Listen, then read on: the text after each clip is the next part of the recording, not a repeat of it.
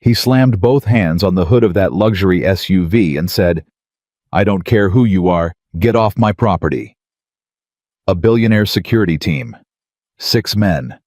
All of them bigger than Daniel Carter. And Daniel Carter, grease on his hands, holes in his boots, mortgage 3 weeks past due, didn't move 1 inch. 24 hours earlier, he had knelt in a freezing rainstorm to fix a stranger's tire for free. No name, no payment, no questions. Now the most powerful woman in the state was standing in his parking lot, and she wasn't there to thank him. She was there to destroy him. Drop your city in the comments. Let's see how far this story travels. And, if you're new here, subscribe. This one goes all the way. The last customer left at 8:30, and Daniel Carter locked the front gate, the way he always did, with his shoulder, because the latch had been broken for 2 years, and he still hadn't found 40 minutes and $40 to fix it at the same time. He stood there for a second in the cold. October in Ohio. The rain had been coming down since noon. Not the dramatic kind, not thunder and lightning, just that gray, relentless drizzle that soaks through everything and makes you feel like the sky has simply given up trying to be anything other than miserable. He pulled his jacket tighter. $41 in the register, minus the 11 he'd taken out earlier to buy Emma's lunch for the week, minus the 8 he'd put in the gas tank that morning. That left $22 standing between him and nothing, and the mortgage payment, $1,360, was due in 19 days. He did the math the way he always did, the way you do when you've been doing it so long it isn't even hope anymore, it's just a reflex, a tired, pointless reflex. Think, Daniel. Think. He had a transmission job coming in Wednesday, $800 if the guy actually showed up, which based on recent history was about a 50-50 proposition. He had an oil change scheduled for Thursday, $60. He had a brake job that Mrs. Kowalski had been putting off since August and kept swearing she'd book next week. He'd stopped holding his breath on that one. Even if everything came through everything, he was still 400 short. He pressed 2 fingers against his eyes and breathed. Emma needs new shoes. That thought arrived the way it always did. Not as a financial problem, but as something worse, as a picture. His 8-year-old daughter sitting on the school bus with the toe of her left sneaker pulling away from the sole. He'd fixed it with a bead of super glue that morning. It would hold another week. Maybe. He turned toward his truck. That's when he heard it. A sound like someone dragging something heavy across asphalt. Rhythmic, wrong, the unmistakable thwap thwap thwap of a completely destroyed tire. A pair of headlights swung into the lot, a vehicle so new and so expensive it seemed almost offensive parked next to his dented pickup, and the flickering fluorescent sign that still read Carter Auto Repair, despite the fact that the second A in repair had stopped working in the spring. The SUV rolled to a stop at an angle. The engine cut. For a moment, nothing. Then the driver's door opened and a woman practically fell out. She was in her early 30s, dressed in clothes that cost more than Daniel's monthly rent, a cream-colored blouse soaked completely through dark slacks heels that had no business existing in this weather. She stood in the rain with both arms wrapped around herself and looked at the front tire, the way people look at something they genuinely cannot process. Then she made a sound that stopped Daniel where he stood. Not a curse, not a groan. She just broke. Shoulders shaking, head down, rain mixing with tears, she wasn't even trying to stop. Something in Daniel's chest moved. He walked over. Hey. He kept his voice low. Not loud, not cheerful, just present. You okay?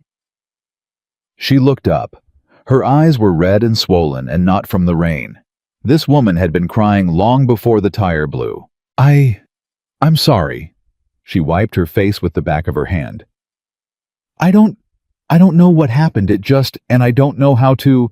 She stopped, pressed her lips together, tried to find the professional composure he could tell she normally wore like armor.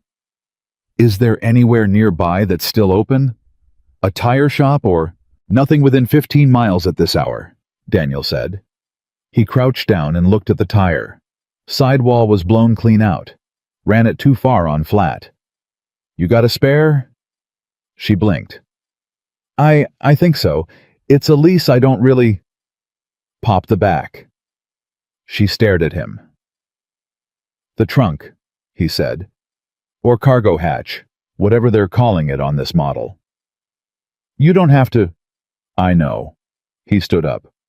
"Pop the back." She held his gaze for a moment. Something flickered across her face, not suspicion exactly, but something adjacent to it. The reflex of a person who has learned that strangers offering help usually want something specific in return. Then she reached back into the SUV and hit the button. The cargo area opened.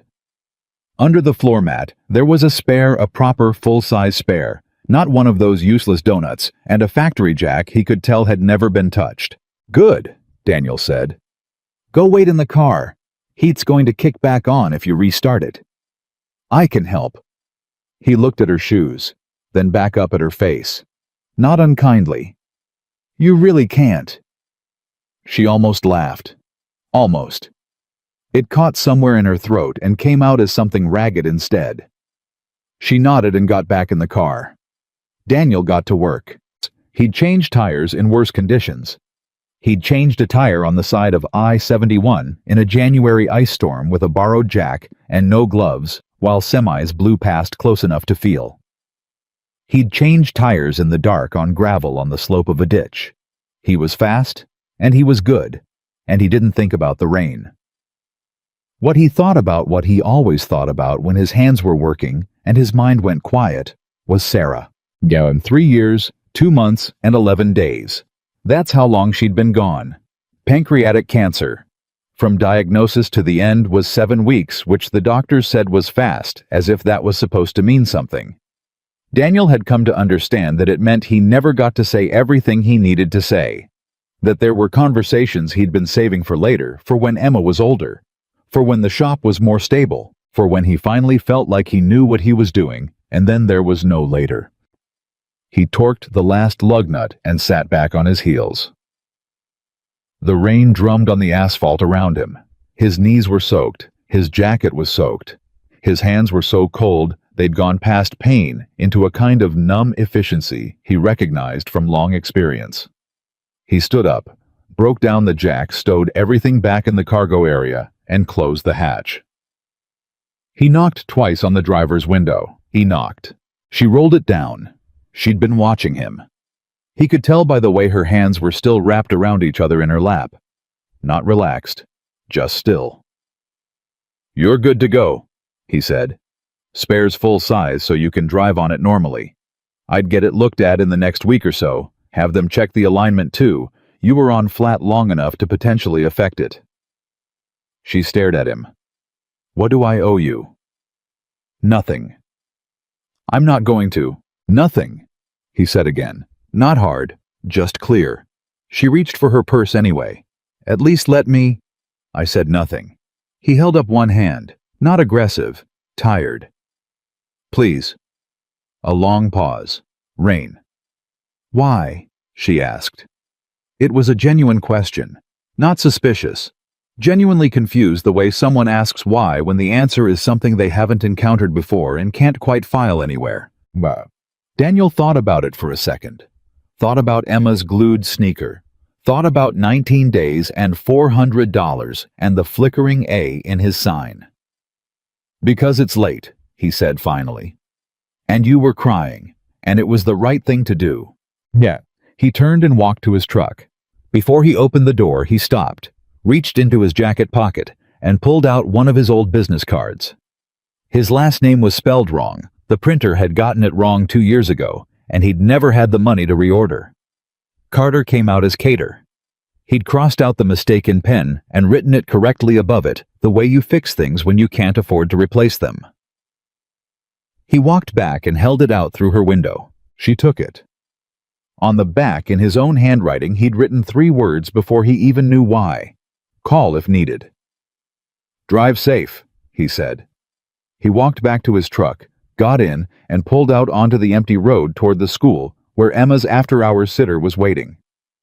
He did not look in the rearview mirror. He did not see the woman sitting in her car for 4 full minutes after he left, holding his card in both hands, reading those 3 words over and over like they were something she hadn't seen in a very long time. He did not see the dark sedan parked halfway down the block, engine off, lights off, that had been there since she arrived.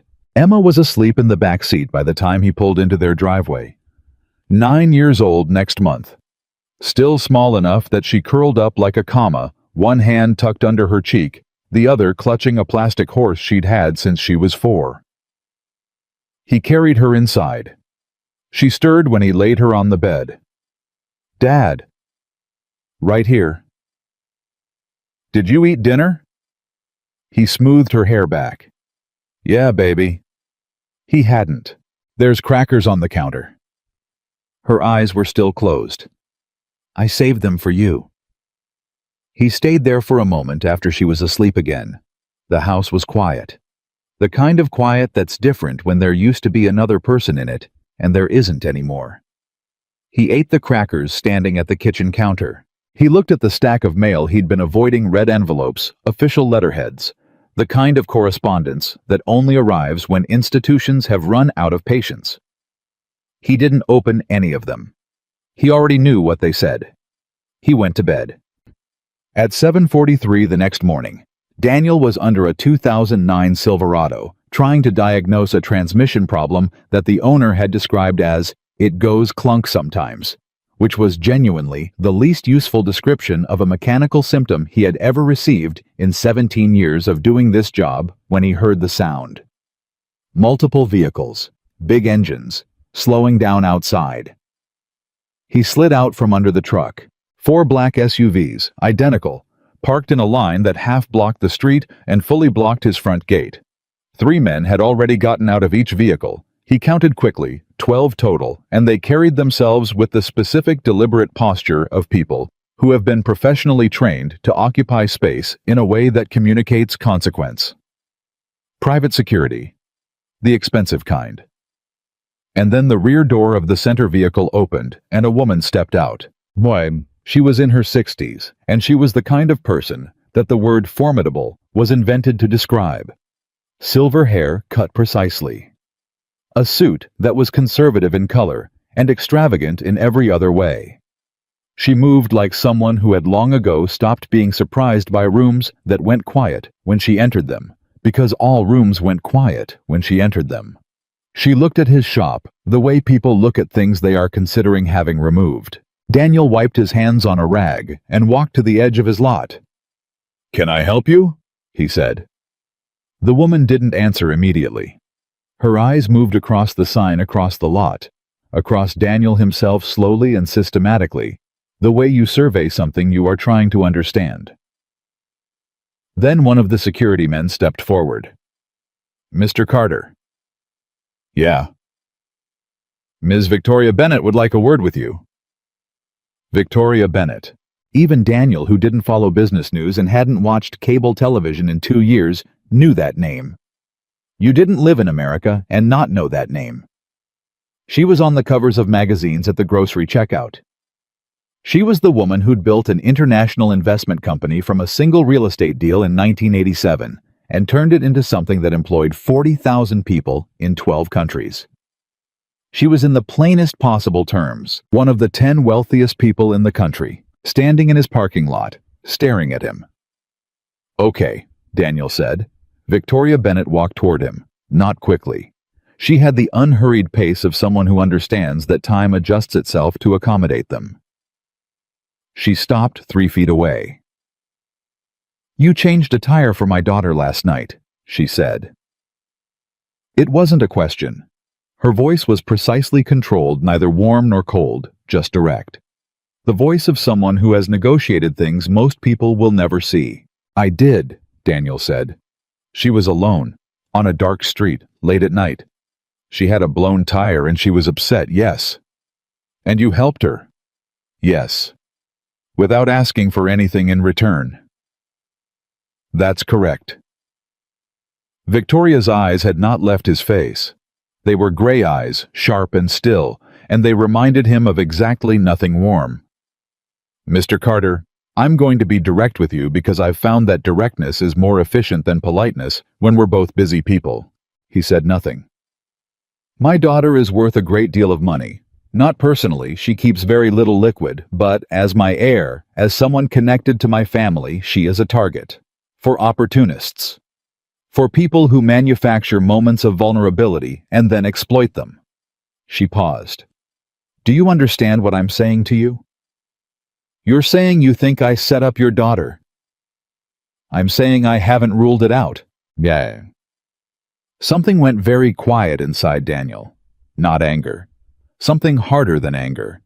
Something that had been hardened by years of being looked at exactly this way as a problem, as a liability, as someone who couldn't possibly have done something kind, simply because kindness was available. I changed her tire, he said, because she needed her tire changed and I was there and it was raining. That's the whole story. You gave her your card. I give everyone my card. It's how I get customers. With a handwritten note. I thought she might need help again. He met her gaze directly. I was a mechanic and she didn't seem to know much about cars. It wasn't a strategy. It was just a thought. One of the security men had moved to his left. Daniel noticed it without acknowledging it. You refused payment, Victoria said. Yes. Why? Jan? There it was again. The same question her daughter had asked in the rain the night before. Why asked the same way, genuinely seeking an answer they couldn't find in any framework they currently used to understand the world. Because she needed help, Daniel said. Not a transaction. Victoria was quiet for 5 full seconds. Her eyes moved down to his hands, which were large and scarred and still carrying grease from the Silverado's transmission in the knuckle lines. To his jacket, which was clean but worn through at both elbows. To the wall inside the garage behind him, where a photograph was taped above the toolbox, Emma, in a yellow raincoat, grinning at the camera, like the world was an uncomplicated and wonderful place. And into the stack of opened envelopes on the counter, the ones Daniel hadn't had time to put away before he got under the truck. She looked back at his face. Come to my estate tonight, she said. 7 o'clock. Why? Now she was the one who paused at the question. Because I have something that needs to be repaired, she said. And because I'm beginning to think you might be the only person who can fix it. She turned and walked back to the SUV. The security team reassembled around her with practiced efficiency. The convoy pulled out. Daniel stood in his lot for a long moment after they were gone. His neighbor Ray was leaning against the fence across the street watching. Ray was retired 72 years old and made it his personal mission to monitor everything that occurred on the block. He caught Daniel's eye and shook his head slowly. Boy, Ray called across. What did you get yourself into? Daniel looked at the tire tracks the convoy had left in the wet asphalt. I honestly have no idea, he said. He went back inside, slid back under the Silverado, and tried to figure out what clunk meant. His phone buzzed at noon. Unknown number. A text with only an address, a gate code, and one word. Tonight. He stared at it. Then he put the phone in his pocket, picked up his torque wrench, and got back to work. Because whatever was coming, whatever a billionaire could possibly want from a man with $22 and a broken gate latch and a daughter who saved crackers so her father wouldn't go hungry, it could wait until 7 o'clock. The Silverado couldn't. The city in your comments. Drop it now. Let's see how far one good man's story can travel. Daniel Carter had exactly 4 hours between the moment Victoria Bennett's convoy pulled out of his lot and 7 o'clock that evening. He spent the first hour finishing the Silverado. The transmission problem turned out to be a cracked flex plate, not catastrophic, but not cheap either, and the owner, a guy named Phil who drove for a concrete company, was going to need to make some decisions about priorities. Daniel left him a voicemail with the diagnosis and the estimate and tried not to think about what it meant for his own numbers if Phil decided to take the truck somewhere else. Or worse, just leave it. He spent the second hour picking up Emma from school. She came out the front doors talking before she even saw him narrating something that had happened at lunch to her friend Maya, who was walking beside her with the focused attention of someone hearing a story they already knew was going to have a good ending. Emma spotted his truck pivoted mid-sentence without losing a single word and climbed in. Dad Tyler Simmons said that peanut butter and jelly sandwiches are a baby food, and I told him that was actually historically inaccurate because peanut butter was invented in like 1890, and where did you learn that? The encyclopedia app you put on my tablet. She buckled her seatbelt. You look weird. I look fine. You look like you're thinking about something you don't want to think about. He glanced at her in the rearview mirror. 8 years old. She had Sarah's eyes, that particular shade of brown that caught light in a way that made them seem like they were always on the edge of knowing something. I have to go somewhere tonight, he said. Mrs. Patterson, okay to watch you? She lets me stay up until 9:30 if we watch cooking shows. Then yes, Mrs. Patterson.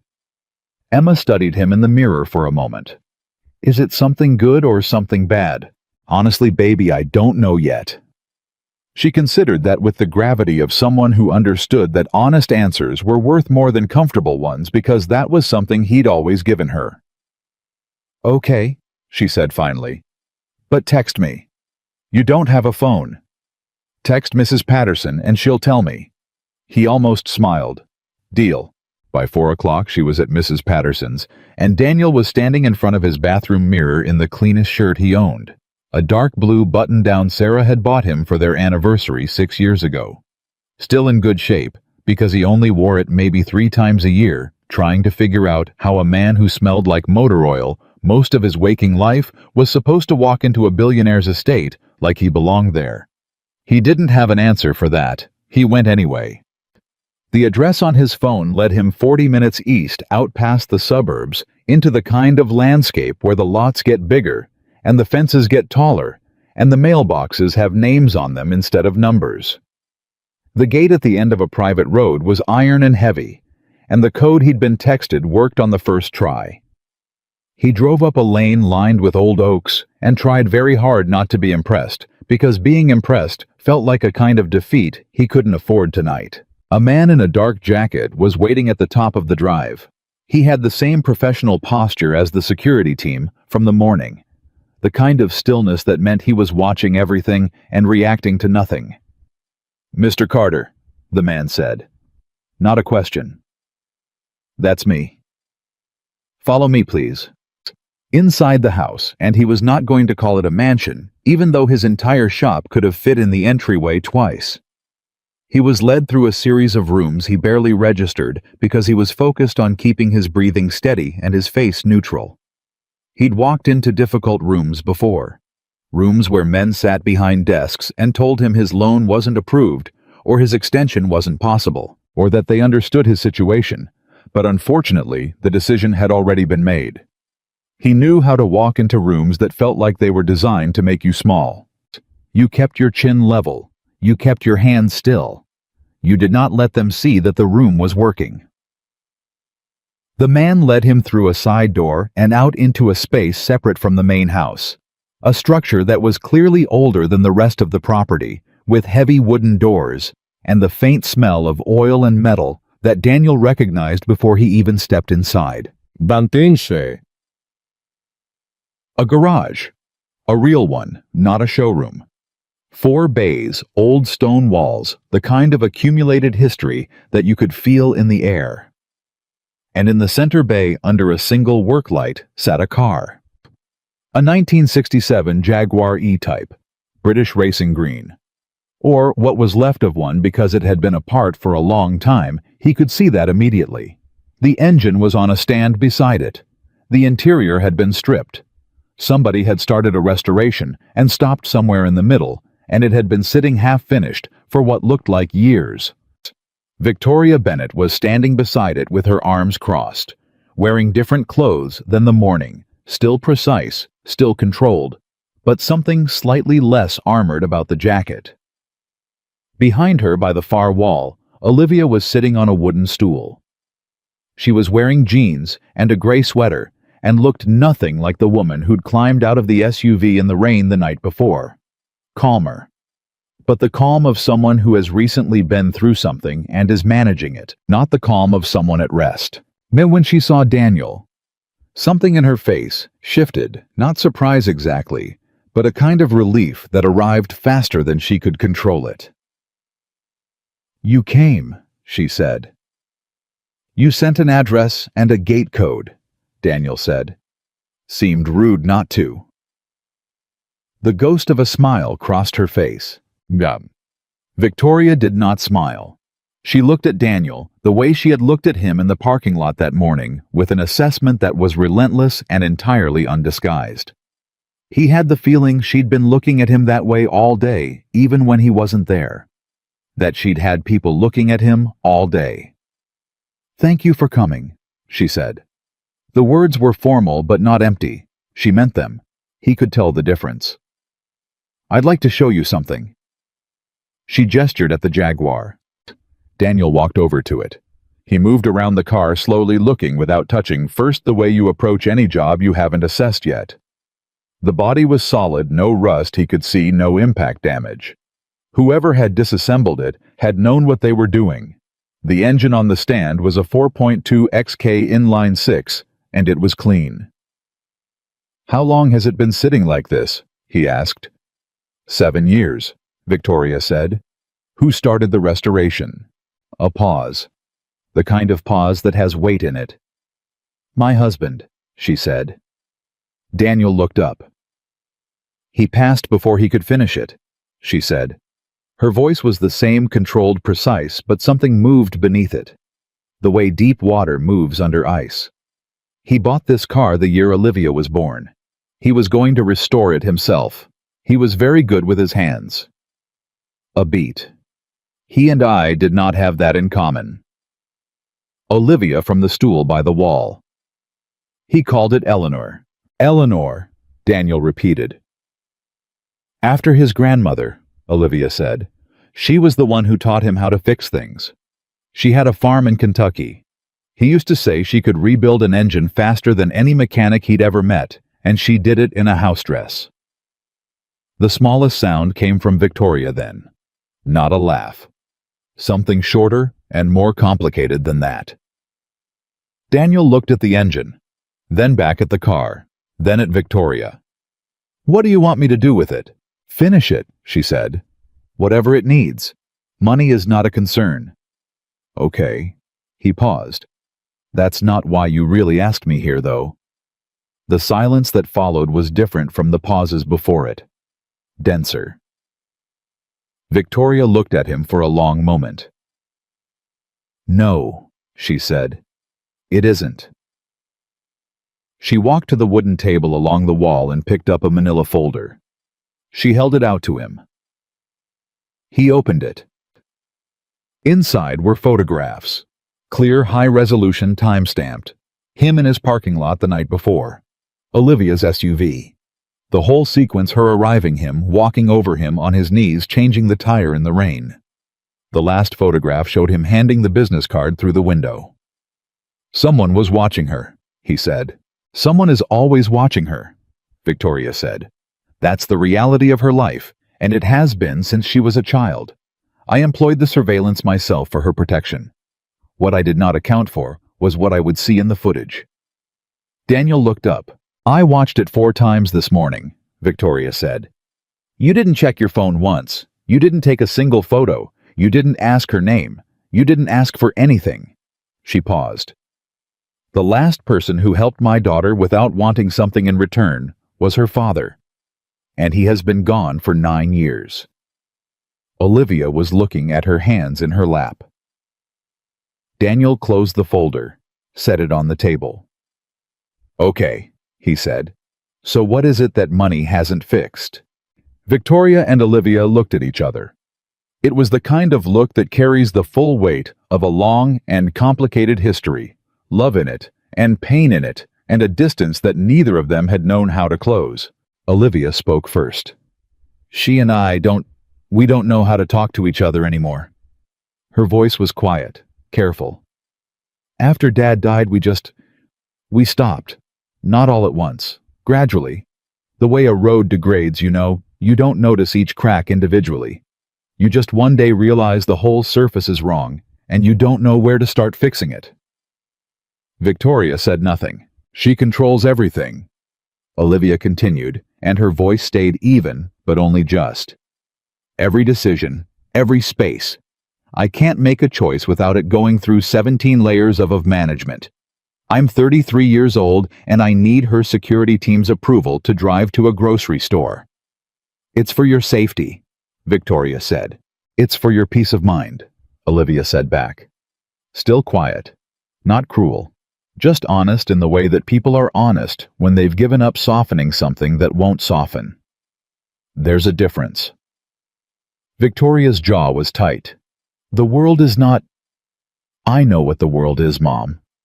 And there it was, the word Mom arriving in the room like something thrown and caught. I grew up in it too. The silence afterward was the loudest thing Daniel had heard all day. He looked at the Jaguar, the engine on the stand, the car half finished and sitting in the middle of the night. Why me? He said. Not to either of them specifically. Victoria answered. Because Olivia trusts you. She told me this morning before I came to your shop, before any of this, she said, there was a man last night. He helped me. He didn't want anything. I think he's a good person. And she hasn't said that about anyone she's met in years. Olivia didn't deny it.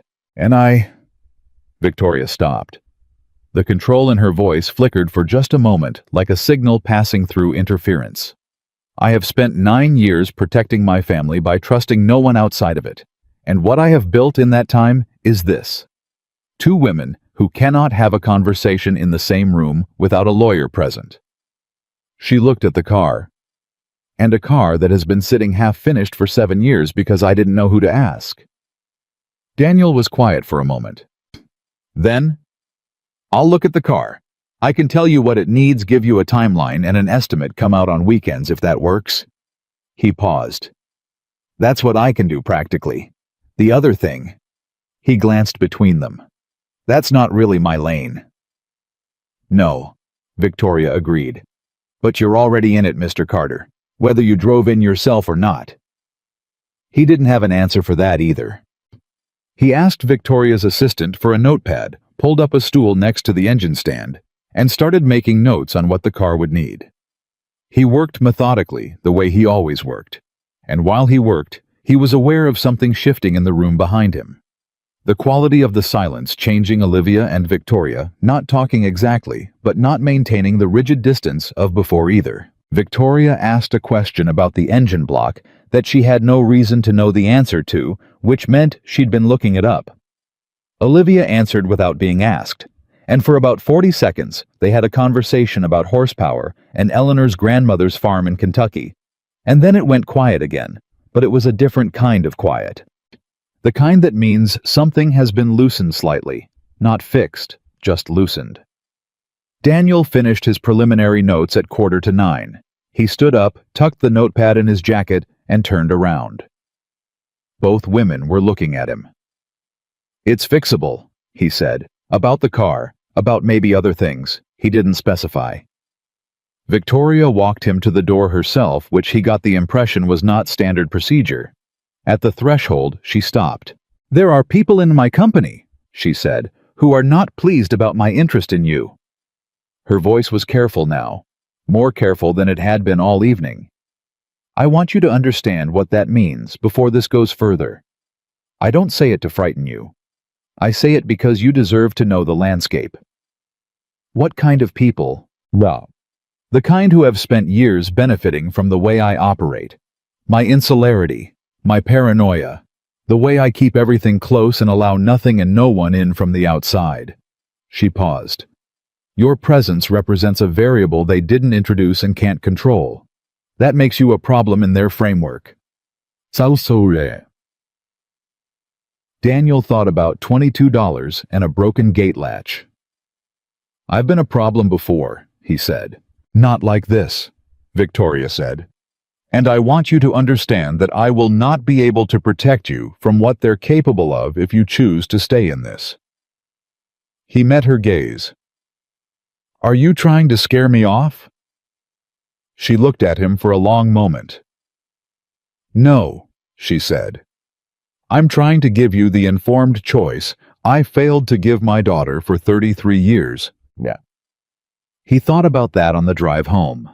He thought about it while he picked up Emma from Mrs. Patterson's, while he carried his sleeping daughter inside for the second night in a row, while he sat at the kitchen table with a glass of water and the still unopened stack of red envelopes. Sure. He pulled out his notepad and looked at the list he'd made. Parts for the Jaguar, timeline, labor hours, all of it clear and concrete and solvable, the way mechanical problems almost always were if you had the right tools and enough time. The other list, the one he couldn't write down, was less clear. A mother and daughter who had lost the language they used to speak to each other. A warning from a woman who had spent a lifetime outmaneuvering powerful people and was telling him plainly that he was in danger. A phone in his pocket with a text from an unknown number that had arrived at 8:47 while he was still inside the estate. He hadn't told Victoria about it. He read it again now. "Stay away from the Bennetts. This is your only warning. The next conversation won't be this polite." He set the phone face down on the table. Gato. He looked at the red envelopes. At the photograph of Emma on the refrigerator, yellow raincoat, full grin, world is wonderful. He thought about the cracked business card he'd handed through a car window the night before. 3 words he'd written without knowing why. Call if needed. He picked up his phone, turned it face up, read the thread again. Then he opened a new message to the number Victoria's assistant had given him. He typed, "I'll be back Saturday to start on the engine." He hit send. He turned off the kitchen light and went to bed. Down the block, a car that had been parked at the curb with its lights off since 10:15 pulled slowly away into the dark. Saturday arrived cold and clear. The kind of Ohio morning that feels like the season is trying to apologize for something. Daniel loaded his personal tools into the truck bed at 6:45. Not the shop tools, his tools, the ones with his initials scratched into the handles, and drove east toward the Bennett estate before Emma was awake. He'd left a note on the kitchen table next to a box of cereal and a banana, the way he always did on the mornings he had to leave early. The note said, "Back by dinner. Mrs. Patterson has her phone on. I love you. Dad."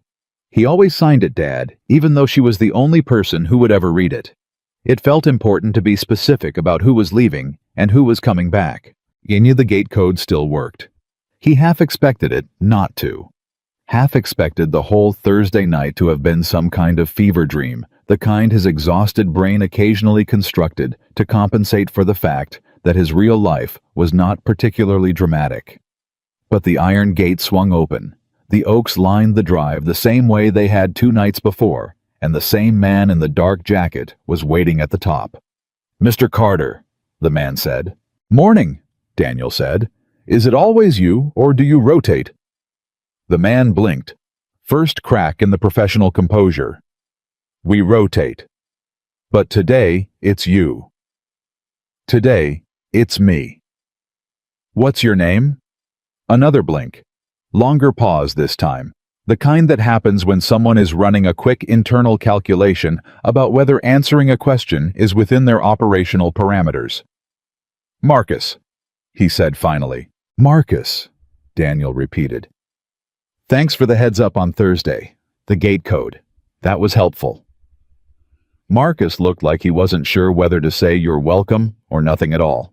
He settled for a short nod and led Daniel to the garage. Olivia was already there. That surprised him. It was barely 7 in the morning, and she was sitting on the same stool as Thursday, both hands wrapped around a coffee mug, dressed in jeans and a flannel shirt that had clearly belonged to someone larger than her at some point. She looked up when he came in, and something in her posture relaxed just slightly, just enough that he noticed. "You actually came back," she said. Said I would. People say a lot of things. She said it without bitterness, just as a statement of accumulated experience. He set his toolbox down next to the engine stand and looked at the Jaguar the way he'd been looking at it in his head since Thursday night. He'd done research, pulled up every manual and parts database he had access to, made calls Friday afternoon to 2 suppliers he trusted, gotten preliminary quotes on the components he knew he'd need. The engine was going to be the hard part, not because it was damaged, but because it was incomplete. Someone had started breaking it down and stopped halfway through, and reassembling another man's half-finished work required you to first understand the logic of what he'd been doing. His reasoning. His sequence. Tell me about your father, Daniel said. He started laying tools out in his own order on the workbench. How he worked, what he did first when he got in here. Olivia was quiet for a moment. Why? Because he started this job and I'm finishing it. I need to understand what he was thinking. He glanced at her. Unless you'd rather not. And she looked at the car, then back at her coffee. He always started with the thing that scared him most, she said slowly. He said his father taught him that. Do the hardest part first while you're fresh, while you still have the nerve for it. A pause. That's why the engine's on the stand. He was scared of the engine. He'd never rebuilt one before. He wanted to start there. Daniel nodded. He walked to the engine stand and ran his hand along the block. Smart. The rest of the car is actually in good shape. He had good instincts. He was an architect, Olivia said. He understood structures, how things hold together, how stress distributes. She paused. He used to say a good building and a good engine work on the same principle. Every component trusts the one next to it. If one piece fails, the whole system compensates until it can't anymore. Daniel looked at her. He sounds like he was a good man, he said. He was the best man I knew, she said. Until I met someone that night in a parking lot in the rain. The silence that followed wasn't awkward. It was the kind that forms when something true has been said, and the room needs a moment to accommodate it. Daniel turned back to the engine. Okay, he said. Let's start with what scared him most. He had been working for 40 minutes. Olivia talking intermittently about her father, about the car, about memories that surfaced in fragments, the way memories do when you're not going looking for them. But something in the environment shakes them loose when the door to the garage opened and Victoria walked in. She was dressed for work.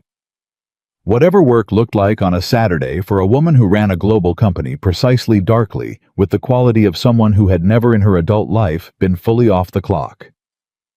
She looked at Daniel, then at Olivia, then at the space between them, the easy, unguarded quality of 2 people mid-conversation, and something moved behind her eyes. Something that might have been relief or grief or both, wearing each other's clothes. I didn't know you'd be here, she said to Olivia. I live here, Olivia said, flat, not cruel, just accurate. Victoria nodded. She looked at the engine. How does it look? Better than expected, Daniel said. Your husband was careful. He didn't force anything. When he wasn't sure how a component came apart, he stopped rather than risk damaging it. He paused. That's actually rare. Most people, when they get stuck, push harder. He knew when to stop. Victoria was very still. Yes, she said quietly. He did. She stayed for 20 minutes. She didn't help. She couldn't. She'd told him that, and it was honest self-knowledge rather than an excuse. But she stayed and she asked questions. And once, when Daniel explained why the previous restoration attempt had stalled at the carburetor, she and Olivia simultaneously said the same thing. He hated that carburetor. They both stopped, looked at each other, and for 3 seconds, just 3 seconds, something crossed between them that was warm and shared and old. The specific intimacy of people who have loved the same person. Then Victoria's phone rang, and she was back inside herself, excusing herself, in the way powerful people excuse themselves, already answering before she cleared the door. Olivia watched her go. She didn't used to be like that, she said, not to Daniel specifically, just out loud. Before Dad died, she laughed more. She used to laugh so loud in restaurants that people would look over. She didn't care. Olivia turned the coffee mug in her hands. I miss that woman. I don't know where she went. I don't think Mom knows either. Daniel didn't say anything. He'd learned from Sarah, from years of sitting beside people in the specific grief of loss, that sometimes the most useful thing you could offer was the willingness to let someone say a true thing out loud without immediately trying to fix it. He kept working. At 10:13, everything changed. He heard Victoria's voice from outside the garage door. Not the words, just the tone, and the tone was wrong. Tight and clipped in a way that was different from her professional precision. This was controlled alarm, and there's a difference between those two things that Daniel, who had spent enough time around emergency situations to recognize the register, caught immediately. He set down his wrench. He was at the door in 4 steps. Victoria was standing in the drive phone pressed to her ear, the security man Marcus beside her. She turned when she heard the door. Get Olivia inside, she said to Marcus. Her eyes went to Daniel. You too. What happened? Inside. Now. It was not a request. It had the velocity of someone who had already done the threat assessment and arrived at a conclusion. Daniel went back in. Olivia, your mother wants us inside the house. Olivia read his face and stood up without asking why. They were in a sitting room off the main hallway when Victoria came in, phone still in hand. She looked at Marcus. Close the gate. Full team on the perimeter. Nobody in or out. Then she looked at Daniel. Someone leaked your presence here to a journalist, she said. Not just a journalist. A specific reporter who works for a financial media outlet owned by... She stopped. Started again. By someone who would benefit significantly from my current company instability. A competitor, Daniel said. A partner who has been quietly positioning himself to become my primary partner for 18 months. Garrett Wynn. She said the name the way you say the name of something you should have seen coming and didn't. He's been in my boardroom every week for a year. I gave him access. I trusted the framework and I didn't... She pressed her fingers to her mouth for a moment. The story they're running says that I've hired a working-class mechanic as a private investigator to spy on my executive team. That I'm paranoid and destabilized and unfit to lead the company. Olivia's breath went sharp. That's absurd. It's designed to be absurd, Victoria said. Absurdity moves faster than the truth. By Monday morning, that story will have been picked up by 6 other outlets, and every investor I have will be fielding calls asking if the rumors are true. What rumors? Daniel asked. Victoria looked at him directly. That I've lost my judgment. That I'm emotionally compromised. That I invited a stranger, nobody. I'm sorry, that's the word they'll use into my inner circle based on a... She paused. Her voice stayed controlled, but the edges of it were fraying. Based on a sentimental moment and an irrational trust impulse. The room was quiet. The room was. Daniel absorbed this. He'd been called worse things than a nobody. He'd been called things by men who were looking right at him while they said it, and he'd stood there and let them finish, because responding had always seemed to cost more than it recovered. He knew that what Victoria was describing wasn't about him personally. He was simply the cleanest lever available to someone who wanted to apply pressure to her. That didn't make it better. It just made it clear. What do you need? He said. Victoria looked at him like the question surprised her. Like she'd expected something else, anger maybe, or retreat. I need the story to not run. Or if it runs, I need a counter-narrative that's stronger. How do you stop a story that's already moving? You can't stop it, she said. You change what it means. She sat down. For the first time since he'd met her in the parking lot in the garage, anywhere she sat down like someone who needed to sit down. If Daniel Carter is a credible person with a real history, and a real business, and a real reason to be here, the story is a puff piece. If he's a mystery, if there's nothing to find, or everything to distort, the story becomes whatever they want it to be. And Olivia said, "So we give them something real." Victoria looked at her daughter. "We get out in front of it," Olivia said. "We tell the truth before they can shape the lie." She sat forward on the couch. "Mom, this is literally what you've always told me. The truth is only powerful if you're the one releasing it, if you let someone else control the frame." "I know what I've told you," Victoria said. "Then do it." Olivia's voice was steady, certain, and there was something in it that was new or not new but returned. A firmness that had been there before and gone quiet and was now back. "Tell the truth. About the tire, about why Daniel is here, about what this car means and what you're trying to fix, and why you chose to trust someone who helped your daughter in the rain instead of using her." Silence. Victoria looked at her daughter for a long, long moment. "You sound like your father," she said finally. "Good," Olivia said. "Someone should." Daniel stood up. Both women looked at him.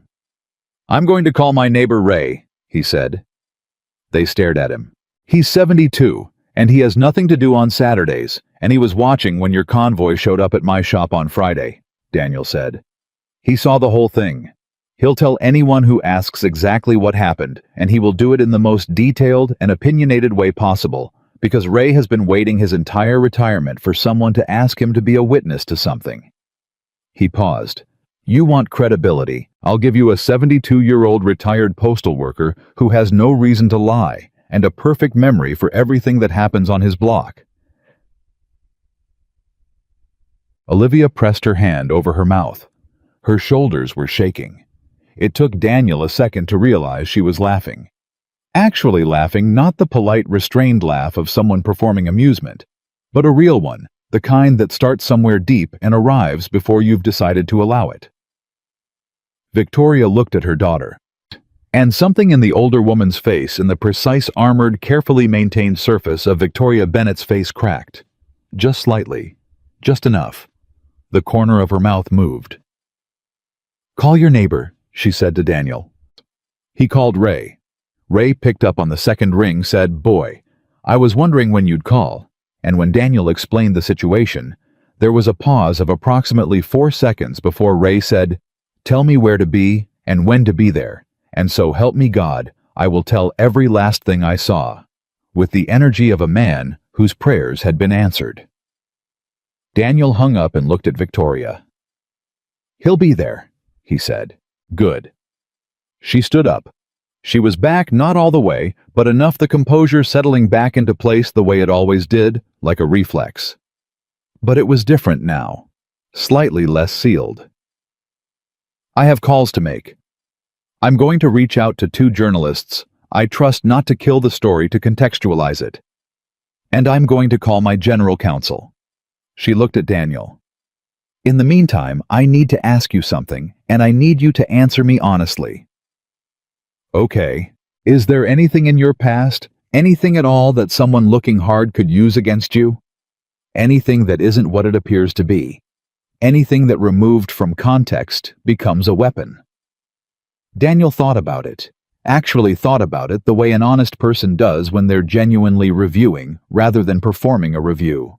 "I had a DUI," he said. 12 years ago, 6 months after my mother died. I am not proud of it, and I never drove again after I'd had anything, not once, for the rest of my life." Victoria nodded. "That's manageable. What else?" "I declared bankruptcy in 2019. The shop almost went under when a supplier I'd co-signed a loan for defaulted.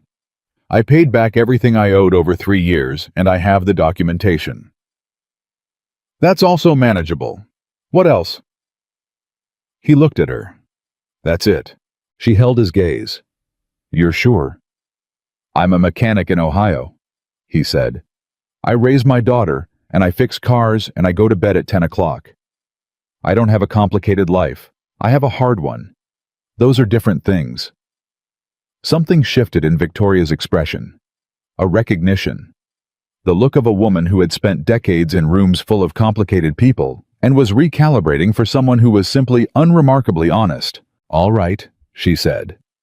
She moved toward the door, stopped, without turning around. "Olivia." "Yeah, that was what you said before, about the truth." A pause. "Your father would have been proud of you." She left. Olivia sat very still for a moment. Then she put her hand over her eyes, and her shoulders rose once, and she breathed. Daniel quietly went back to the garage. He didn't make it to the engine stand. His phone buzzed. Not a text this time. A call.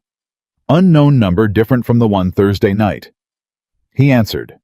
The voice on the other end was male smooth, accustomed to the specific register of a man who delivers bad news, as though he is doing you a favor.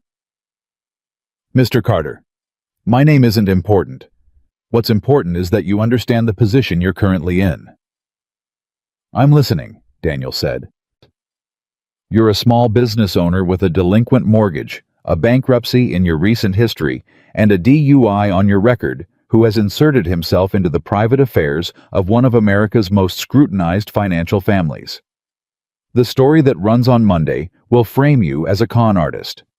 A grifter who identified a vulnerable woman, performed a staged act of charity, and leveraged it into access to a billionaire's estate." The voice paused. "Now, you can walk away today. Tell the Bennetts you've reconsidered. Leave quietly. The story gets buried, and you go back to your life. And if I don't, then the story runs. And the version of you in that story." Another pause, slower this time. Deliberate. "Your daughter is 8 years old, Mr. Carter. How does the daughter of a con artist navigate third grade?" Daniel's hand tightened on the phone. Not from fear. From something colder and more specific than fear. The particular fury of a man who has kept his temper under control through years of genuinely difficult circumstances, and is now, for the first time in a long time, considering what it would cost to let it go. "Let me make sure I understand you," Daniel said. His voice was very quiet, very steady. "You just used my 8-year-old daughter as a threat." Silence on the line. "That's what you did," he said. "I want you to hear yourself say it." More silence. "I'm going to go back to work now," Daniel said. "You have a good Saturday." He hung up. He stood in the middle of the garage for 30 seconds. Engine on the stand, half-finished car, tools laid out in order. Then he walked back inside to find Victoria. She was in the hallway, phone to her ear, and when she saw his face, she ended her call mid-sentence. "What happened?" "They just threatened Emma," he said. The temperature of Victoria Bennett's expression dropped approximately 10 degrees. "Say that again," she said. "They called me. Said if I don't walk away, they run the story, and they mentioned my daughter specifically." He held her gaze. "I thought you should know." Victoria stared at him. Then she did something he hadn't seen her do yet. She turned to Marcus, who had appeared in the doorway behind her, and said 4 words in a voice that left absolutely no room for interpretation. "Find me Garrett Wynn." Marcus was already moving before she finished the sentence. Victoria looked back at Daniel. "Nobody threatens a child," she said. "Not in my name, not in my orbit, not ever." Her voice was still controlled, but it was controlled the way a dam is controlled, everything behind it, moving fast and heavy and looking for any available direction. "I want you to understand something, Mr. Carter. I came to your garage on Friday morning to assess whether you were a threat to my family." "I know," he said. "I was wrong about the direction of the threat." She held his gaze. "And I do not intend to make the same mistake twice." She walked down the hallway, phone already back at her ear, and the quality of the conversation she started was different from every call he'd heard her make before. This one had the velocity of someone who had stopped managing a situation and started ending it. Daniel went back to the garage. He picked up his wrench. His hands were completely steady. He got back to work. The story ran on Sunday, not Monday the way they'd warned. Sunday morning, 6:42 a.m. before most people had poured their first cup of coffee before church, before the week had even technically started. That was the tell. Running at Sunday morning was a choice designed to maximize damage during the hours when the subject had the fewest resources available to respond. Daniel knew this because Victoria told him, and Victoria knew this because she had been on the receiving end of calculated media attacks before, and understood their architecture the way a surgeon understands the anatomy of a wound. He was in his shop when it went live. He'd come in early to finish the Silverado. Phil had called back, approved the repair, needed the truck by Monday, and he had the radio on low and his phone face up on the workbench, the way he always kept it in case Emma's school called. The notification came at 6:43. A text from Victoria. "It's running. Don't read the comments. Call me when you're ready." He read it anyway. The headline was, "Bennett Empire in Freefall, Billionaire Invites Unknown Drifter into Family Circle Amid Succession Rumors." The photograph they used was from his shop. Not the surveillance footage from the parking lot, which was private, but a picture of the exterior of Carter Auto Repair taken from the street, the flickering sign, the patched asphalt, the general visual vocabulary of failure that the image assembled without saying a single explicit word about it. The text itself was smooth and careful, the kind of writing that never technically lies, but constructs its falsehood from the negative space between true statements. Daniel Carter, 35, a mechanic with a bankruptcy filing and a prior DUI. Victoria Bennett, 64, recently seen at her private estate in the company of this unknown man, whose connection to the family remains unexplained. Inside sources within Bennett Capital describe an increasingly erratic pattern of decision-making from the company's founder. He put the phone down. He picked up the torque wrench and went back to the flex plate. His hands were steady. He noted this the way you note something that surprises you. He'd expected to feel something larger, anger or fear, or the particular shame of seeing your worst moments assembled into a profile by someone who had never met you. He felt none of those things with the intensity he'd anticipated. What he felt instead was a cold, clear certainty that had been building since Saturday's phone call, the certainty of a man who has been pushed far enough to know exactly where he stands. At 7:15, his phone rang. Not Victoria, not any number he recognized. It was Gail Reeves, who owned the diner 3 blocks from his shop and who had been bringing her Subaru to Daniel for 11 years. "I saw that article," she said without preamble. "It's garbage." "Good morning, Gail." "Don't you good morning me. Is Emma okay?" "Emma's asleep." "Good. Let her sleep. Are you okay?" He considered the question. "I'm finishing a flex plate replacement." "That means yes in mechanic," she said. "Listen, I'm putting something on my Facebook. I'm going to say that I've known you for 11 years, and you're the most honest businessman I've ever dealt with, and anyone who says otherwise can come say it to my face." A pause. "I'm 63 years old, and I have nothing to lose, and a very large social media following for a diner, so..." Something in Daniel's chest loosened by a small but meaningful degree. "Gail, you don't have to." "I know I don't have to. That's why it means something." She hung up. By 8 o'clock, 3 more people had called. His former landlord, who said he'd give a character reference to anyone who asked. A man named Joe Decker, who'd been a regular customer until he moved to Columbus 2 years ago and called to say he'd seen the article, and it was a lie, and if Daniel needed anything to let him know. And Ray called at 8:04, already having been on Facebook for 45 minutes, already having left 12 comments on various shares of the article that were by Ray's own description, detailed, factual, and not even slightly polite. "I told them I watched the whole thing," Ray said. "I told them about the convoy showing up at your shop Friday. I described it in chronological order with approximate timestamps because I keep a journal.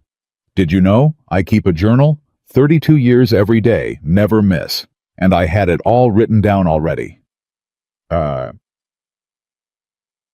Ray. "I also called my nephew, who is a city councilman, and he's making some calls." Daniel sat down on his shop stool. "Ray, thank you. Don't thank me. Just keep being the kind of man that makes this feel like the obvious thing to do. A pause. Ray's voice dropping slightly. You doing all right, son? The word son, said by a 72-year-old man who had no claim to it except 20 years of proximity and consistent goodwill, arrived somewhere in Daniel's chest and stayed there. I'm all right, he said. He wasn't quite, but he was close enough. At 9:45, Victoria called. The counter-narrative is moving, she said. She had been awake since before the article ran. He could tell from the particular cadence of her voice the clipped efficiency of someone running on concentration rather than rest. My communications team released a statement at 8. I did a phone interview with the Post at 9. The journalist, I trust her name, is Carla Dennis. She's been covering business and finance for 20 years. She's working on a piece right now that tells the actual story. She spoke to Olivia this morning. How is Olivia? A pause. Victoria stopped. Started again. She asked to be the one to speak to Carla. She called me at 7:30 and asked for the journalist's contact, and she said, Mom, let me handle this part. A beat. I said yes. Good, Daniel said. It was not an easy yes. I know, he said. Good anyway. Victoria was quiet for a moment. How are the people in your life responding? He told her about Gail, about Ray, about Joe Decker calling from Columbus. When he finished, Victoria was quiet again, but it was a different quality of quiet. The kind that forms when a person who has operated for decades in an environment where loyalty is transactional encounters something that doesn't fit that framework. They're not doing it for anything, she said. It came out slightly wondering, like she was working through the logic of it in real time. No, Daniel said. They're doing it because they know you.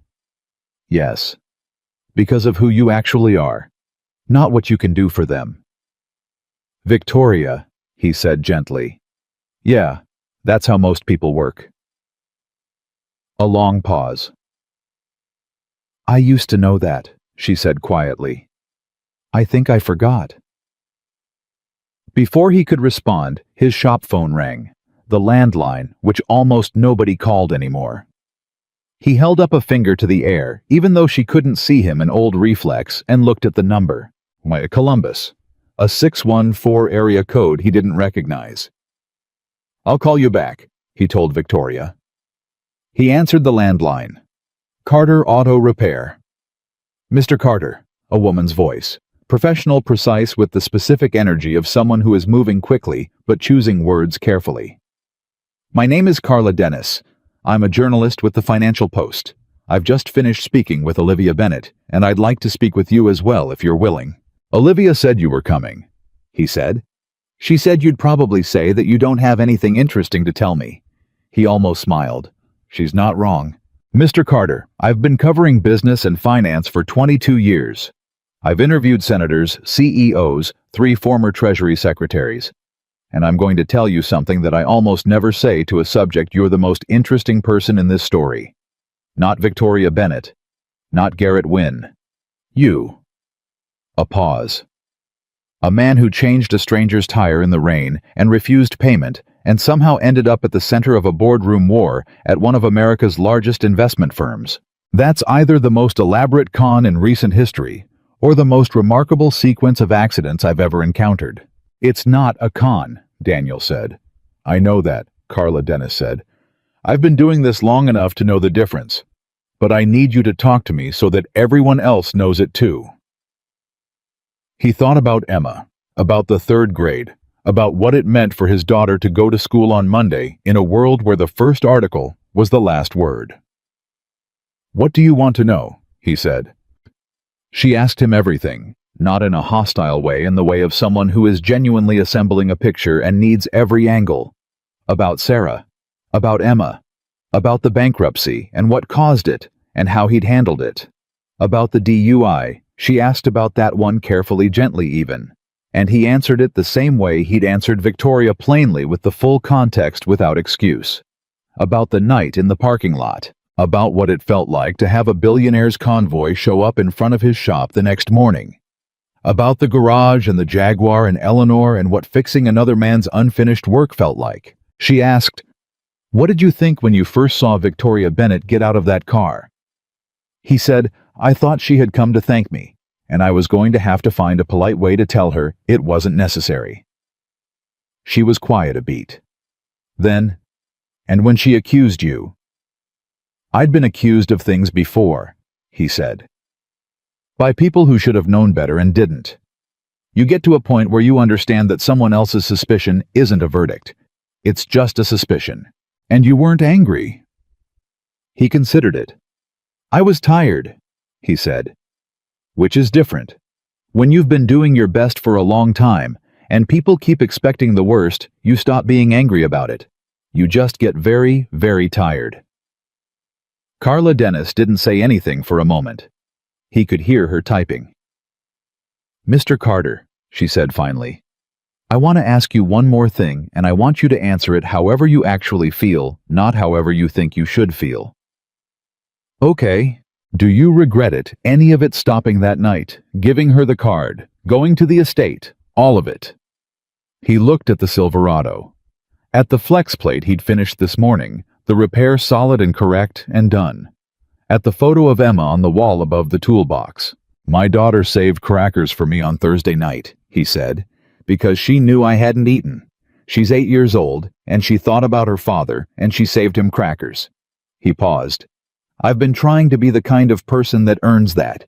Whatever this turns into, whatever comes next, I don't regret acting like that person. Not for 1 second." The typing stopped. "Thank you, Mr. Carter," Carla Dennis said. "I'll be in touch before it publishes." He hung up. At 12:31, Daniel's front door shook. Not a knock. A fist.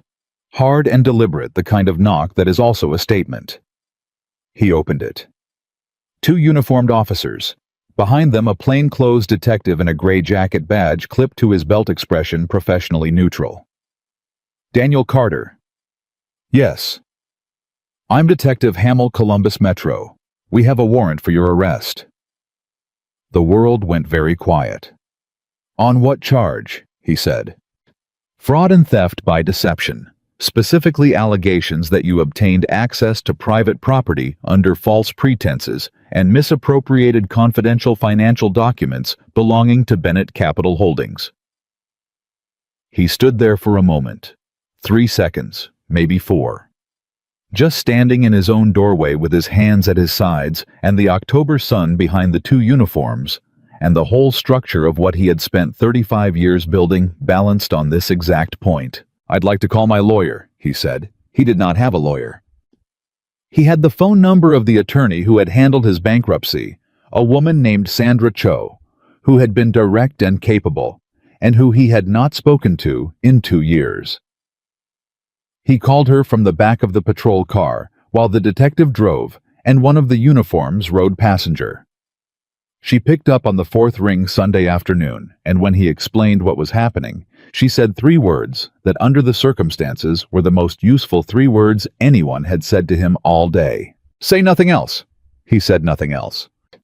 At the station, in a room with a table and 2 chairs and a mirror, he understood the function of Detective Hamill laid out the charges in the same neutral professional tone. Someone, the document said, an unidentified employee of Bennett Capital, had reported that Daniel Carter had been given access to the estate under the pretense of vehicle repair, had photographed confidential financial documents left in the garage area, and had transmitted those images to an outside party for purposes of financial gain. Chol. It was completely fabricated. Every word of it. And it was fabricated with enough specific detail, dates, times, descriptions of documents that Daniel had technically been in proximity to because the garage shared a wall with Victoria's home office to be immediately credible to anyone who didn't know the truth. "Mr. Carter," Detective Hamill said, "do you have anything you'd like to say at this time?" Daniel thought about Sandra Cho's 3 words. "I'd like to wait for my attorney," he said. Sandra arrived at 3:15. She was a small Korean-American woman in her early 50s who had driven 40 minutes from her Sunday afternoon to sit across from him in a detention room and listen to the charges with the complete stillness of someone who was processing very fast and showing very little. When the detective finished, she said, "Do you have any surveillance footage from the garage?" "We're in the process of obtaining because my client's understanding is that the Bennett estate runs comprehensive external and internal security coverage, which would have recorded every moment he spent on the property." She paused. "If he photographed documents, it'll be on that footage. If he didn't, that'll also be on the footage." Another pause. "I'd like to have that footage in my possession before we discuss any further." Hamill looked at her. "I'd also like to know?" Sandra continued in the same even tone the name of the employee who made this report. "That's protected at this, and whether that employee has any financial connection to Garrett Wynn or any entity associated with Garrett Wynn." She set her pen down. "Because if they do what you have is not a theft case. What you have is a fabricated complaint designed to remove a specific individual from a specific situation that benefits a specific third party. And that," she said pleasantly, "is a different kind of crime entirely." Silence. Hamill's neutral expression had developed a slight crease between the eyebrows. Daniel's phone, which they'd returned to him when Sandra arrived, buzzed on the table. He looked down. Victoria. Text message. "I know where you are. Footage is being prepared. Olivia and I are coming. Do not say anything until we arrive." And then, 30 seconds later, a second text. From Olivia. "I'm sorry this is happening. You didn't deserve this. Hold on." He set the phone face down. He looked at Sandra Cho, who was looking back at him with the focused readiness of someone who has fought harder cases than this and won. "What do we do now?" he said quietly. "We wait," she said. "And we let the truth do the heavy lifting." A pause. "You haven't done anything wrong, Mr. Carter. I need you to hold on to that. The truth has a velocity that lies can't match forever. They run fast, but they run out of fuel. The truth just keeps going." He nodded. He thought about Eleanor, the Jaguar half-finished for 7 years, waiting for someone with the right hands and enough patience to start from where it had been left and move it forward. He thought about Emma's crackers on the counter. He thought about a business card with 3 handwritten words. He sat back in his chair, folded his hands on the table, and waited. 47 minutes later, the door opened. Not Hamill, not Sandra, not Victoria. Dang. Olivia Bennett walked in alone, a thumb drive in her hand, and an expression on her face that Daniel had not seen from her before. Not the fragile courage from the rain. Not the careful caution from the garage. Something harder and cleaner than either of those. She set the thumb drive on the table. 63 hours of footage, she said. Every camera on the property from the first moment Daniel Carter drove through that gate to the moment he drove out on Saturday. Continuous. Unedited. She looked at Detective Hamill, who had come in behind her. You'll see a mechanic working on a car. You'll see him having coffee. You'll see him talking to my mother and to me. You will not see him anywhere near any documents, financial or otherwise, because he was never near any, because he was here to fix a car, because that is the entire truth of this situation. She sat down across from Hamill. And when you've reviewed that footage, she continued, I'd like to tell you about Garrett Wynn and the employee he paid and the phone call that was made from his office to this precinct on Saturday night. Because we have that too. The room was very still. Daniel looked at Olivia Bennett. She looked back at him. And in her expression, in the set of her jaw, and the steadiness of her eyes, he saw something he recognized. Not from her, from Emma. That particular quality of quiet determination that belongs to people who have found the thing they are willing to fight for and have stopped being afraid of the fight. Thank you, he said quietly. She shook her head, slightly, Like the thanks was unnecessary, which they both understood it wasn't. But some things are too large for the word that covers them. "Call if needed," she said. It took him a second. The business card. 3 words on the back in his own handwriting. He almost said something, but the detective was already reaching for the thumb drive, and Sandra was leaning forward, and the machinery of truth was beginning to move finally in the right direction. So Daniel Carter folded his hands on the table and let it. The footage took Detective Hamill 40 minutes to review. Not all 63 hours, just the segments that mattered. The garage, the hallway adjacent to Victoria's office, the driveway. Every point of entry and exit on the property during the hours Daniel had been there. 40 minutes. Sandra sat beside Daniel the whole time, not talking, just present in the way that good lawyers are present when they know the evidence is on their side, and the only thing required is patience. Olivia sat across the room on a bench against the wall. She had her hands clasped in her lap, and she was looking at the middle distance the way people look when they're holding themselves very still on purpose. At 4:52, Hamill came back into the room. He set a folder on the table. He sat down. He looked at Daniel with an expression that had shifted, not apologetic exactly, but recalibrated. The expression of a man who had been handed information that required him to reorient. "Mr. Carter," he said, "the footage corroborates your account in full. You are not identified in any proximate contact with financial documents or restricted areas of the property at any point during your visits." Sandra said, "And the complainant?" Hamill paused. "We are now looking into the origin of the complaint." "Garrett Wynne," Olivia said from the bench. Flat, clear, not a question. Hamill looked at her. "Ms. Bennett, I'm not in a position to—" "There's a wire transfer," Olivia said. She reached into her jacket and produced 3 printed pages folded once. She set them on the table. "From an LLC registered in Delaware Shell Company, 2 layers removed from Garrett Wynne personally, but the beneficial ownership documentation was filed in 2021, and Victoria's legal team has had it for 6 hours. The transfer went to a man named Dale Ferris, who is listed as a senior compliance officer at Bennett Capital, and who filed this complaint." She paused. "The transfer was made Friday night, 11 hours before the article ran, 14 hours before Mr. Carter was arrested." The room was very still. Hamill looked at the pages, then at Olivia, then at Daniel. Sandra said pleasantly, "So, shall we discuss the charges?" They dropped them at 5:41. Not expunged, not deferred, dropped as in removed, as in the record would reflect no arrest, no charge, no finding. Sandra made sure of that before she shook Hamill's hand. She was precise about it the way good lawyers are precise about endings, because endings have a tendency to carry forward. Daniel walked out of the precinct at 5:48 on a Sunday evening. The sky had gone the particular shade of orange that October does when it's trying to be beautiful about something, and the air was cold and smelled like dry leaves and asphalt and the beginning of night. He stopped on the front steps. Victoria was there.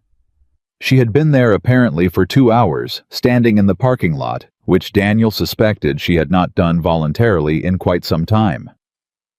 She was still in her Saturday clothes, which meant she had driven straight from the estate without stopping, which meant she had moved faster than he'd expected, and with less calculation than she usually allowed herself.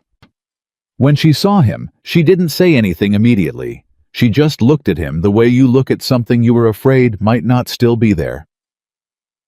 Olivia came out behind him and stood at his shoulder. Mother and daughter, looking at each other across the parking lot with Daniel between them. "It's done," Victoria said. "It's done," Sandra confirmed from behind Daniel. She handed him her card. He already had her number, but she did it anyway, the gesture of someone making sure. "Call me if anything else surfaces. It won't. But call me." Then she shook his hand, nodded at Victoria with the specific professional respect of one formidable woman acknowledging another, and walked to her car. Victoria crossed the parking lot. She stopped in front of Daniel. "I owe you an apology," she said. "You already apologized." "Not for Friday morning," she said. That apology I gave. Not for this. She gestured at the precinct, at the general shape of the day, at everything it represented. This happened inside my orbit, because of decisions I made, because of a man I trusted and gave access to, and because of a system I built that made people like Garrett Wynn believe that power was the only currency that mattered. Her voice was steady, but it cost her. He could see what it cost her. You got arrested in your own shop in front of your neighbors because I built a world where that was possible. I'm sorry. Daniel looked at her for a long moment.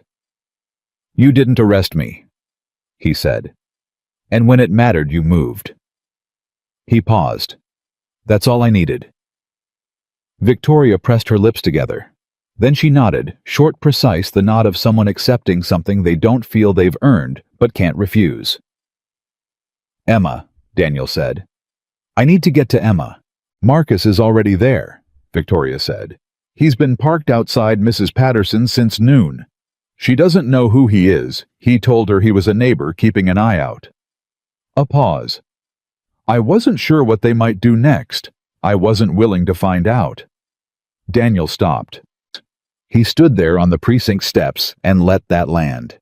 A billionaire who had met him 4 days ago had quietly put a security detail on his 8-year-old daughter without being asked. Not because it was strategic. Not because she wanted something in return. Because it was the right thing to do, and she had the means to do it. He thought about what Olivia had said in the garage that first Saturday. I miss that woman, the one who laughed in restaurants. I don't know where she went. He thought she might be coming back. Thank you, he said to Victoria. Don't, she said. I'm going to anyway. Something moved across her face. Not quite a smile, but its close neighbor. He drove to Mrs. Patterson's. Emma came to the door before he knocked the way she always did. Some radar in her, some frequency she operated on that detected his truck 2 houses away, and she hit the front step at a run, and he caught her the way he always caught her, both arms, the full weight of her face pressed into his jacket. Mrs. Patterson said you had a work thing, she said into his collar. Yeah. She said it ran late. It did. Emma pulled back enough to look at him. Those brown eyes, Sarah's eyes, reading him the way she always read him, with a precision that exceeded her years by a distance he would never stop being astonished by. Were you scared? She asked. He thought about the arrest, the patrol car, the detention room.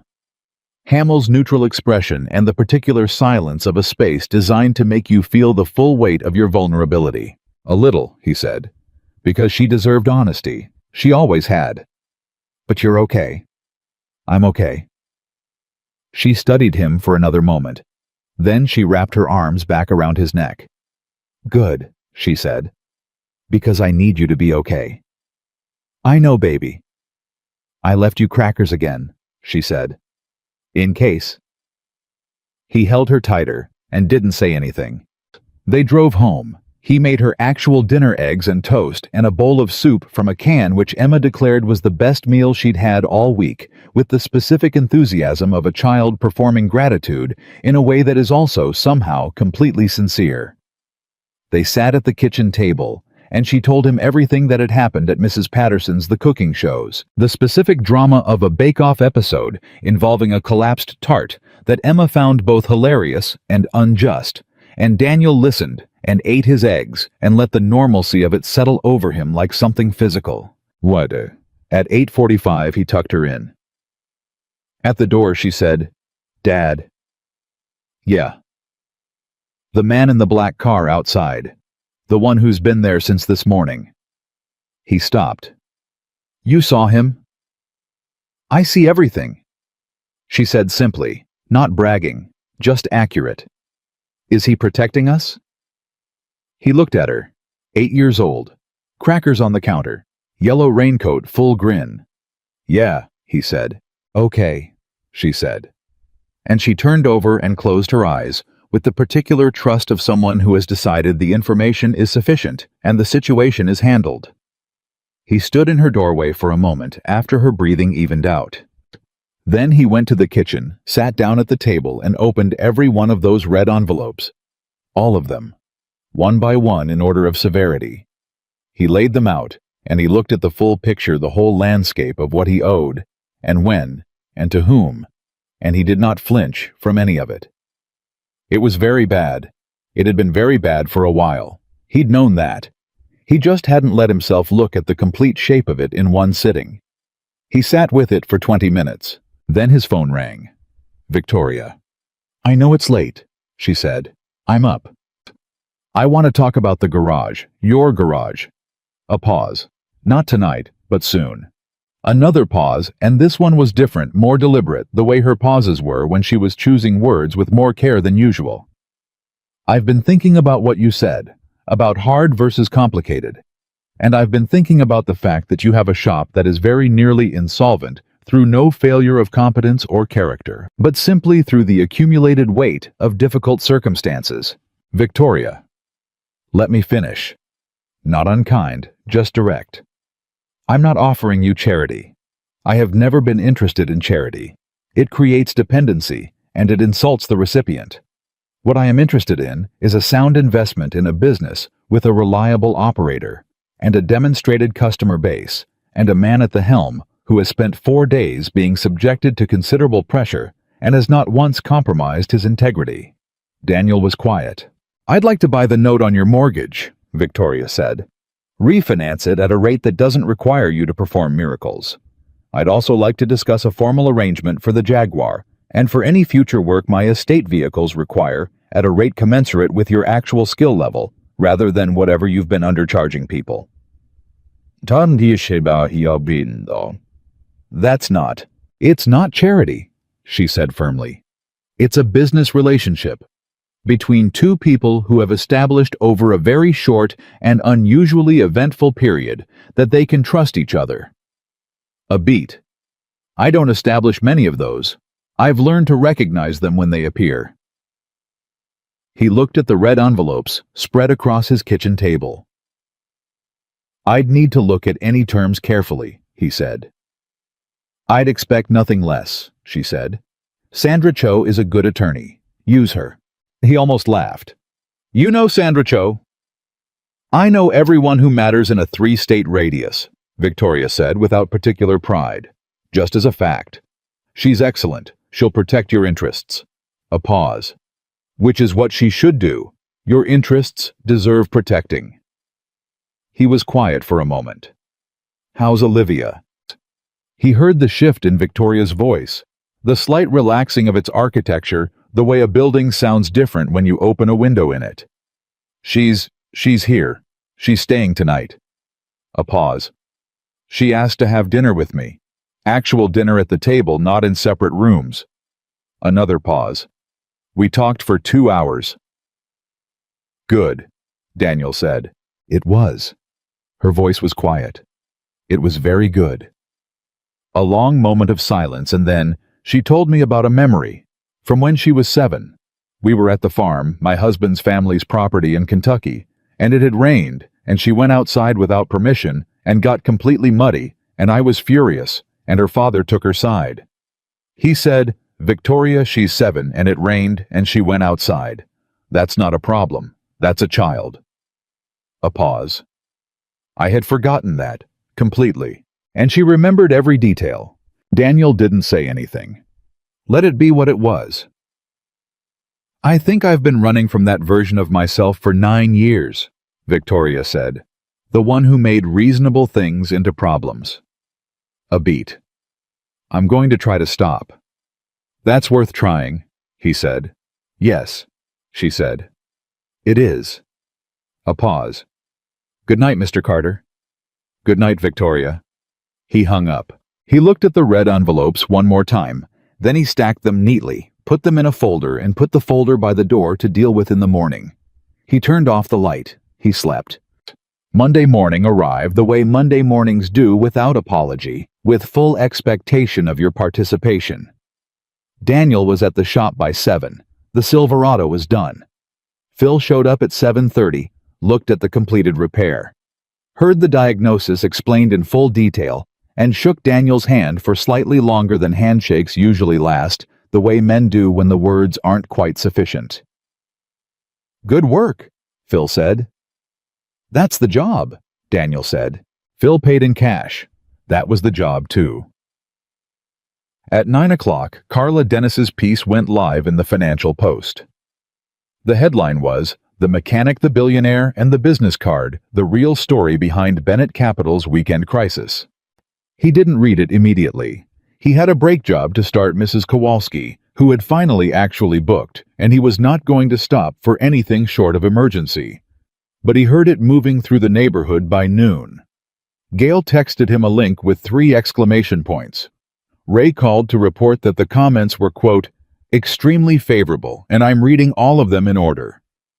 His phone had 14 missed calls from numbers he didn't recognize, including 2 from journalists who were not Carla Dennis, and whose calls he would return when he had time, which would not be today. What he did not expect was what happened at 2:15. He was under Mrs. Kowalski's Civic when he heard the sound. Not SUVs this time. Just a single car. A sensible sedan. Parked neatly in the lot. He slid out. Olivia. She was in a different car than the night in the rain. A modest thing. Nothing like the luxury SUV, the kind of car you pick when you don't want to be noticed. She was in jeans and a sweater, and she looked for the first time since he'd met her entirely like herself. Not the version performing composure, not the version managing the weight of a family and a history. Just a woman in her 30s, standing in a parking lot on a Monday afternoon. "You drove yourself," he said. "I did." A small private smile. "No security team." "Did your mother know?" "She knew." The smile deepened. She worried, but she knew. Olivia looked around the shop, at the flickering sign, at the patched lot, at the whole honest and unpretentious reality of Carter Auto Repair. "I wanted to see it," she said. "The actual place, not through surveillance footage." He gestured. "This is it." "It's good," she said, and she meant it not in a gracious, diplomatic way, but in the way of someone seeing a thing clearly. "It's a real place. It smells like actual work." "Motor oil and frustration," he said. "Mostly." She laughed. The real laugh, the one from the estate when he'd mentioned Ray. It was a good laugh. It was the laugh of a person coming back to themselves after a long time away. She stayed for an hour. She sat on a stool and drank a cup of the terrible coffee from Daniel's machine and asked questions about the Civic's brake job with genuine curiosity. And he explained, and she listened the way her father must have listened, with the focused attention of someone who actually wants to understand how things work. At 3:15, she stood up to leave. "Daniel," she said. "Yeah, what you said to Carla Dennis, about your daughter and the crackers." She paused. "I read the article this morning." He waited. "I've spent most of my adult life trying to figure out what a good person looks like," she said. "In my world, it's hard to tell. Everyone has an angle. Everyone wants something. You get so used to looking for the angle that you stop being able to see the people who don't have one." She looked at him. "You don't have one. I've been watching closely. I'm a mechanic," he said. "I fix cars. I raise my kid. I don't have the bandwidth for angles." "That's exactly it," she said. "That's exactly what I mean." She shook his hand, firm and brief, and then she got in her sensible car and drove away, and Daniel watched until she turned the corner, and then he went back under the Civic. 3 weeks passed. In those 3 weeks, Sandra Cho and Victoria's legal team completed the paperwork on the mortgage refinance.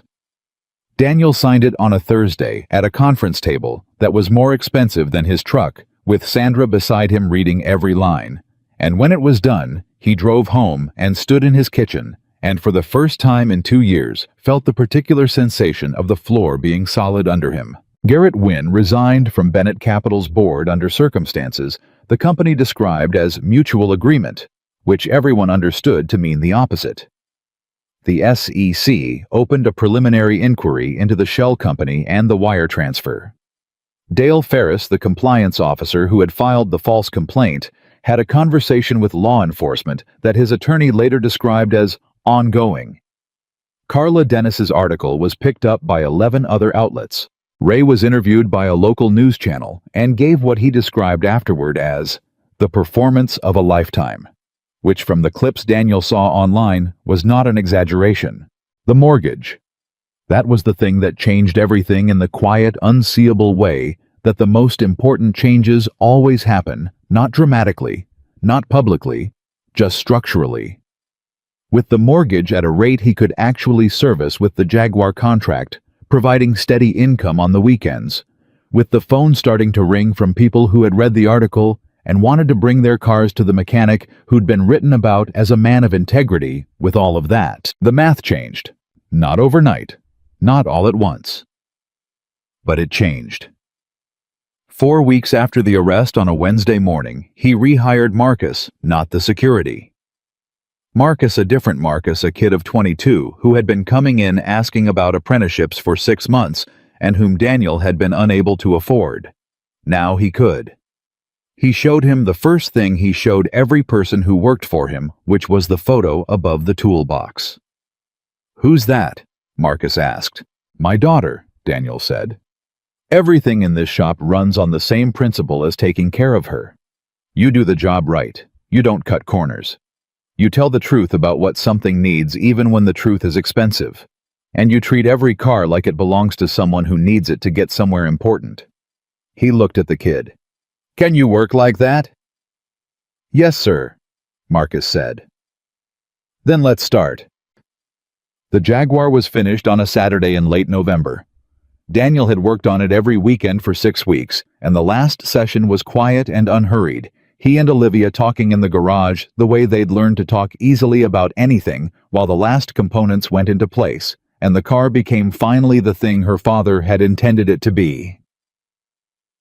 He lowered it off the stands at 3 in the afternoon. He and Olivia stood beside it. "Eleanor," Olivia said softly. "She's done," Daniel said. At 4 o'clock, Victoria came into the garage. She stopped when she saw it, the car complete. British racing green, every line intentional, everything in its place. Her husband's hands in it, and Daniel's hands in it, and the accumulated patience of years. She didn't say anything for a long time. Then, "Start it." Daniel looked at Olivia. Olivia nodded. Gosh, he got in. He'd checked everything twice that morning, which was what he always did, and he knew it was right. He put the key in. He turned it. The engine started on the first try. The 4.2 XK inline 6 found its rhythm, not a modern sound, not smooth and electronic, and managed but something older and more alive, a sound with character and weight and the specific voice of an engine that had been built when engines were expected to have voices. Victoria pressed both hands flat against her chest.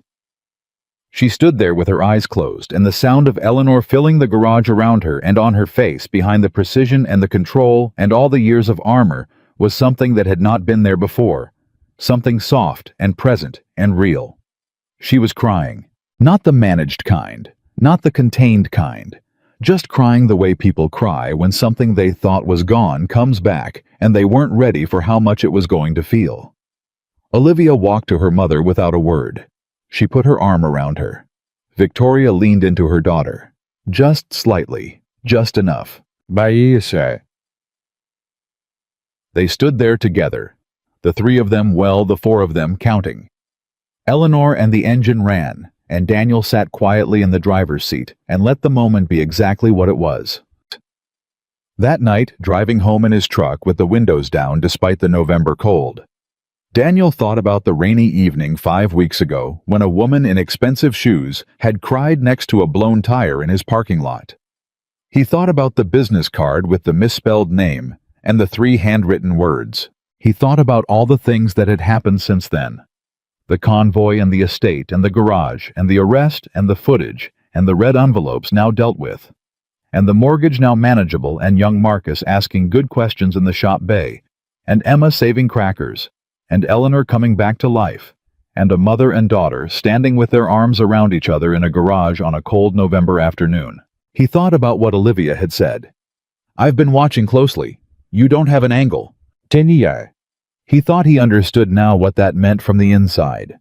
Not as a virtue, not as a strategy, just as the plain unromantic reality of a man who had made a simple choice at the end of an exhausting day, because it was available to him and it cost him nothing he couldn't afford. He had knelt in the rain and changed a tire and refused payment and driven home and eaten his daughter's crackers and gone to sleep. That was the whole of what he had done. The rest had happened around him, because of him, in spite of him, and through him. But the original thing, the seed of everything, was just a man deciding to help because helping was possible, and there was no good reason not to. He pulled into his driveway. Emma was at the window. She waved. He waved back. He sat in the truck for one more moment, not from reluctance, just from the specific quiet gratitude of a man who knows exactly what he has and chooses deliberately to feel the weight of it. Then he got out, locked. The truck walked up the porch steps and opened the front door. "Dad," Emma said, "I made dinner." "Yay." He looked at the kitchen table.